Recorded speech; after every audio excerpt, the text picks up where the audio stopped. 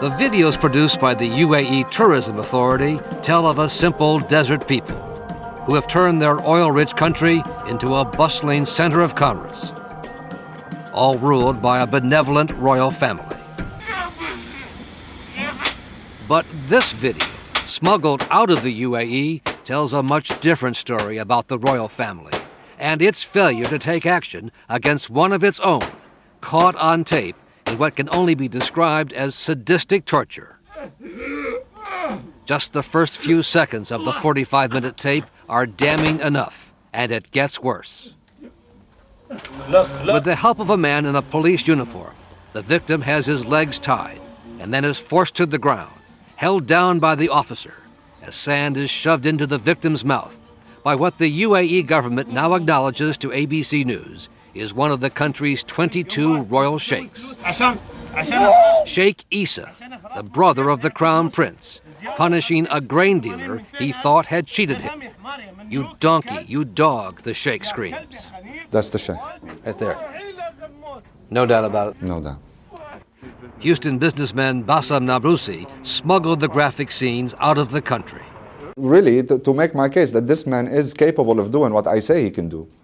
That's the proof. Nabrousi worked for and with Sheikh Isa for more than a dozen years. The sheikh is not part of the UAE government, but when he came to Houston for weeks at a time, he stayed in the presidential suite at the Four Seasons Hotel and often had a police motorcade.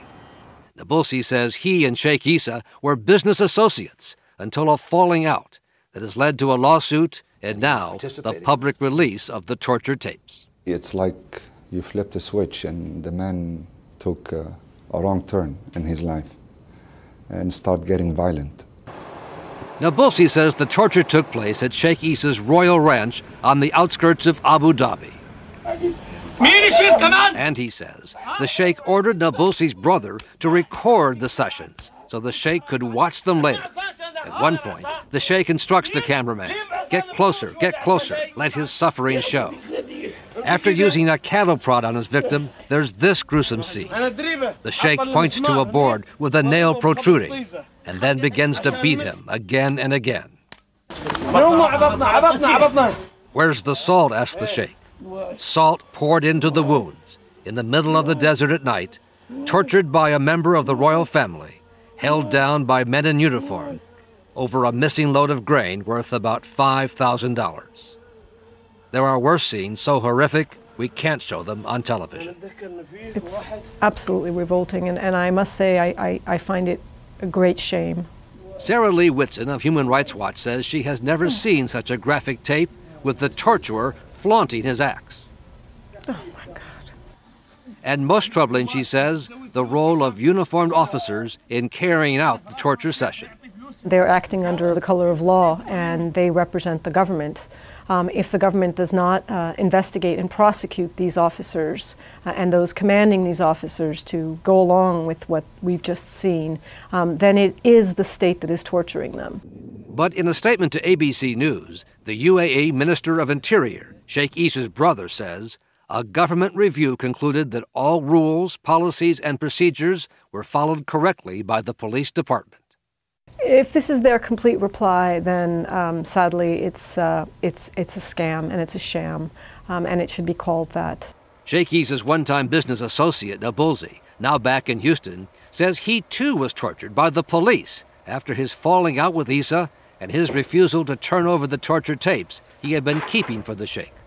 When I said I destroyed them, he said, "Did the sheikh watch you destroy them?" And I said, "No." He says, "Well, we have a problem." In his lawsuit, Nabrousi says he was arrested on trumped-up charges, confined to a small cell for 3 months at the El Wathba prison. They would stick a finger up his anus and say, "This is from Sheikh Isa. Are you going to give us the tapes?"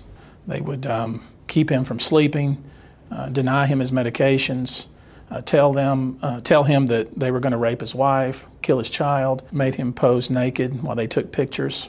In its statement, the UAE says Nabrousi, quote, was in no way mistreated during his incarceration. There's no record the U.S. government ever protested Nabrousi's treatment to the UAE, even during the state visit last year by Sheikh Isa's brother, the Crown Prince, to President Bush at Camp David. This is awful. This is terrible. We showed the tape to Congressman James McGovern, co-chairman of the House Human Rights Commission. He says the U.S. government must get involved. Granted that they're strategically located in a key part of the world, but it's hard to imagine that we're just kind of going on with business as usual when this kind of stuff happens. And my guess, this is just the tip of the iceberg. After first being accused of trafficking narcotics, Nabulsi was convicted by a UAE court of illegal possession of medicine prescribed by his doctor in the U.S. The whole government is all brothers. What can you do? The tape ends with what appears to be attempted murder. The victim is left semi-conscious as Sheikh Issa drives over him back and forth with his Mercedes SUV. Incredibly, Nabulsi says the grain dealer survived, but spent months in the hospital recovering from internal injuries. To date, there has been no police action taken against Sheikh Issa, whose brother, the chief of police, opened and then closed an official investigation. This is something that the UAE government must act on immediately in order to salvage its reputation of a country with any semblance of law and order and fairness and justice. In a statement today, the State Department said only that it urges all governments to fully investigate allegations of criminal acts. Nabulsi says he showed the tape to an official at the U.S. Embassy in Abu Dhabi the day before he was arrested. He says the only advice he got from the American official was to get his family and leave the country as soon as possible. Terry?